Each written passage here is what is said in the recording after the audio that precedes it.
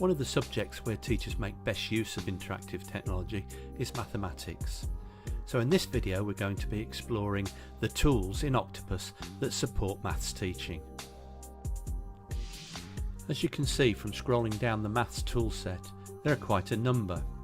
You'll need to explore these to see which best support the teaching of maths and also which tools might be usable in other subjects. We're going to explore just a few of these. We're going to look at numbers, symbols, the function machine, the number grid and number line. We'll also have a look at fractions.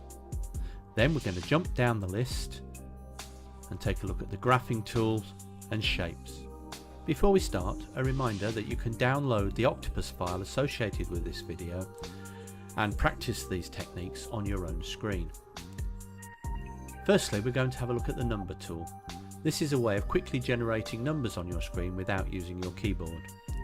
Click on numbers and drag them anywhere on the screen. If you overlap them, they will merge. I have to admit that merging and pulling numbers apart can be a little bit tricky, but with care you can push them together and then you can pull them apart. You can use the numbers and symbols tools together. Simply pull your digits out and combine them to make larger numbers. Take a symbol, overlap it, add another digit, another symbol, and then you can click to reveal the answer and click to hide the answer. You also have the option here to set up presentation mode where you can get students in the class to answer and their responses be recorded. You can use the function machine to demonstrate calculations and inverse operations. Just click to add the numbers. You can use the green arrows. Same with the operations.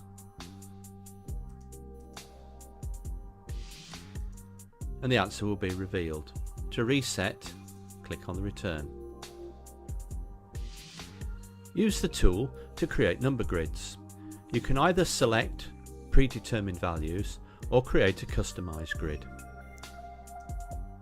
Note that you can drag numbers out of the grid and put them back again. However, you need to be careful when doing this.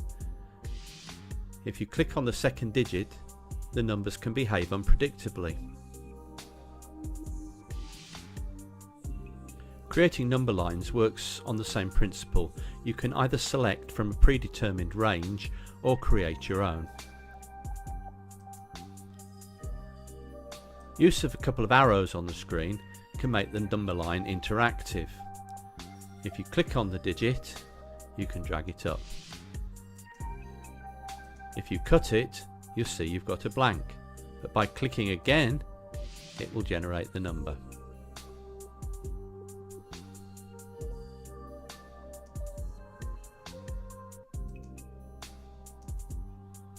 In this way, you can pose questions for the class. Our next tool is called fractions. You can view fractions as pie charts or on a fraction bar. Simply drag the fraction to the appropriate area.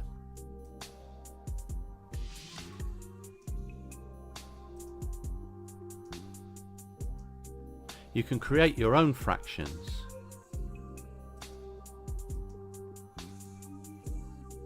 Drag the fraction to the appropriate area. You can add whole numbers.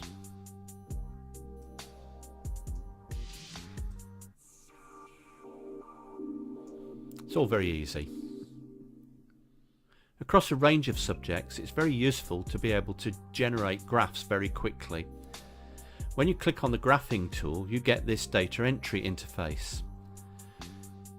You can give your graph a name and choose the form of the graph. You can then label the X and Y axes. You add fields. Overwrite the information and add the value. We'll make Friday the wettest day. You then click Generate Graph and you're ready to pose the question to the class. Which is the wettest day of the week?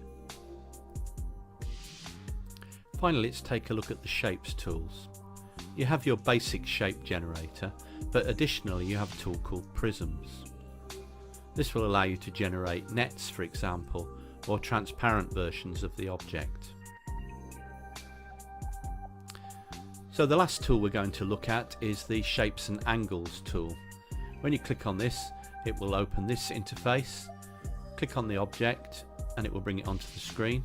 You'll see that each of the angles is numbered and that these appear here. You can click in each of the question mark areas to reveal the angles. You might also want to use the shape generator along with the protractor tool. So that concludes our brief tour of the maths tools. We haven't even looked at the maths games, and there are 8 of those. In our next video, we'll be further exploring interactive content by talking about working with widgets.